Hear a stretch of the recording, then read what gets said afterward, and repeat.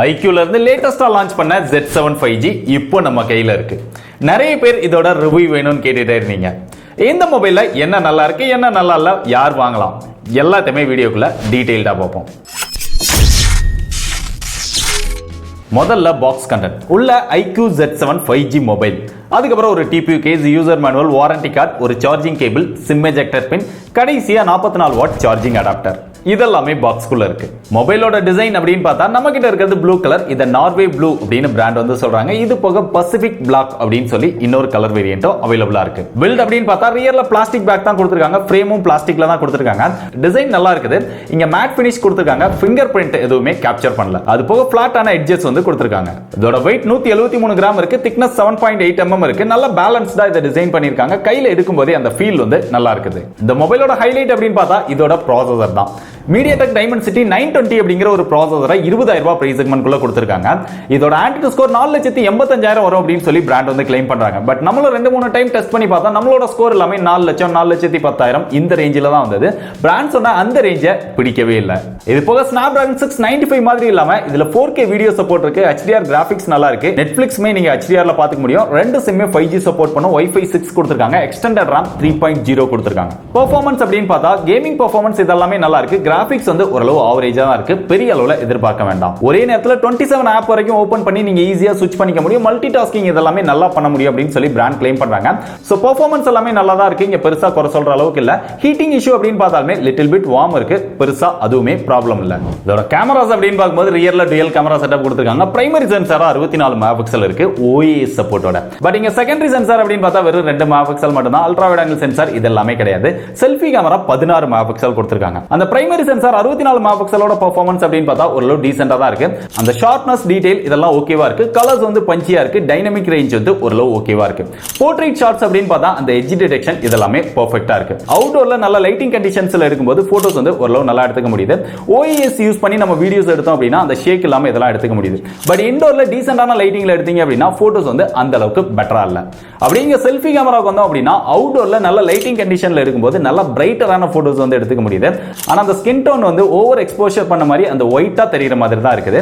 இன்னும் கொஞ்சம் பெட்டரா ஸ்கின் டோன்ஸ் வந்து இம்ப்ரூவ் பண்ணியிருந்தா நல்லா இருந்திருக்கும். இன்டோர்ல டீசென்ட்டான லைட்டிங்ல எடுத்தீங்க அப்படின்னா செல்ஃபி கேமரா ஓரளவு ஆவரேஜா தான் இருக்கு. ஓவராலா கேமராவோட பெர்ஃபார்மன்ஸ் வந்து ஓகே. இதோட பேட்டரி அப்படின்னு பார்க்கும்போது 4500 mAh பேட்டரி கெபாசிட்டி கொடுத்திருக்காங்க. 44 வாட் ஃபாஸ்ட் சார்ஜிங் சப்போர்ட் கொடுத்திருக்காங்க. இதை இன்னும் கொஞ்சம் பெட்டரா கொடுத்திருக்கலாம். இந்த பிரைஸ் செக்மென்ட்க்கு மத்த காம்படிட்டரோட கம்பேர் பண்ணும்போது இது கொஞ்சம் கம்மின்னு ஃபீல் பண்றேன். இதை யூஸ் பண்ணி சார்ஜ் பண்ணீங்க அப்படின்னா எப்படினாலும் ஃபுல்லா சார்ஜ் ஆகிறதுக்கு 1 மணி நேரம் டைம் எடுத்துருது. பேட்டரியோட பெர்ஃபார்மன்ஸ் அப்படின்னு பார்க்கும்போது இங்க ஓரளவு நல்லா இருக்கு. நீங்க ஹெவியா கேம் விளையாண்டீங்க அப்படின்னா கூட ஒரு டே டைம்க்கு உங்களுக்கு பேட்டரி லைஃப் வரும். இதோட சாஃப்ட்வேர் அப்படின்னு பார்த்தா out of the box Android 13 Fun Touch OS 13 மேல லோட் பண்ணி கொடுத்திருக்காங்க. எக்கச்சக்கமான ஃபீச்சர்ஸ் இருக்கு. இருந்தாலுமே நிறைய ப்ளூடூத் இருக்கு. தேவையில்லாத ஆட்ஸ் இருக்கு. இவங்களோட ஃபிளாக்ஷிப் லெவல் மொபைல் ஆட்ஸ் எல்லாமே கொடுக்குறாங்க. அதனால இந்த மொபைல்ல அதெல்லாம் இருக்கதா செய்யும். அதை பெருசா நம்ம குறை சொல்ல முடியாது.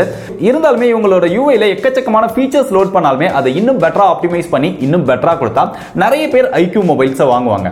அந்த விஷயத்துல இன்னுமே லேகா தான் இருக்காங்க. ஆனா இதோட அப்டேட் அப்படின்னு பார்க்கும்போது 2 வருஷத்துக்கு OS அப்டேட் கொடுப்போம், 3 வருஷத்துக்கு செக்யூரிட்டி அப்டேட் கொடுப்போம் அப்படின்னு சொல்லி பிராண்ட் வந்து கன்ஃபார்ம் பண்ணிருக்காங்க.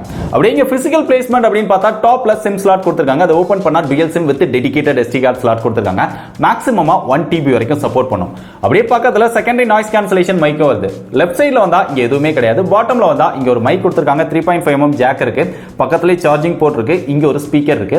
இந்த மொபைல்ல சிங்கிள் ஸ்பீக்கர் தான் இருக்கு. அதோட எக்ஸ்பீரியன்ஸும் டீசென்ட்டா தான் இருக்கு. ரைட் சைடுல வந்தா அப்படின்னா இங்க பவர் பட்டன் கொடுத்திருக்காங்க. அது மேலேயே வால்யூம் பட்டனும் வந்துருது.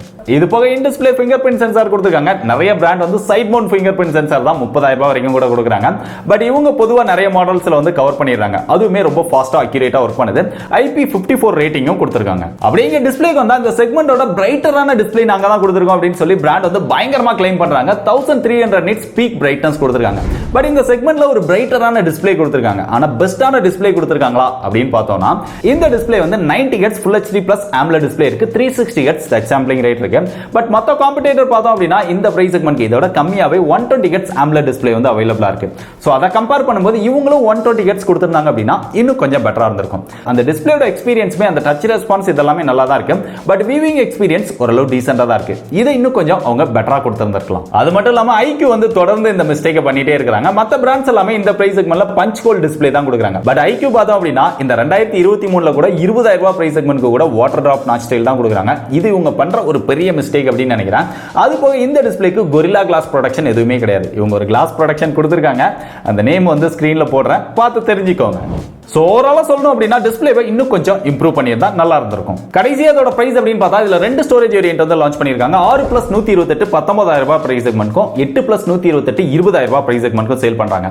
இந்த பிரைஸ் செக்மெண்ட்க்கு இந்த மொபைல் ஒர்த்தா அப்படின்னு பார்த்தா டிசைன் வந்து நல்லா இருக்கு, வெயிட்லெஸ்ஸா டிசைன் பண்ணிருக்காங்க. பெர்ஃபார்மன்ஸ் வந்து நல்லா இருக்கு, டிஸ்ப்ளே ஓரளவு ஓகேவா இருக்கு, ஃபாஸ்ட் சார்ஜிங் சப்போர்ட், பேட்டரியோட லைஃப் இதெல்லாம் நல்லா இருக்கு. Out of the box Android 13 கொடுத்திருக்காங்க. பட் இதோட ஹாப்டிக் ஃபீச்சர்ஸ் இம்ப்ரூவ் பண்ணிருக்கலாம். டுயல் ஸ்டீரியோ ஸ்பீக்கர் கொடுத்திருக்கலாம், 90 Hz 120 Hz கொடுத்திருக்கலாம், பஞ்ச் ஹோல் டிஸ்ப்ளேவா கொடுத்திருக்கலாம்.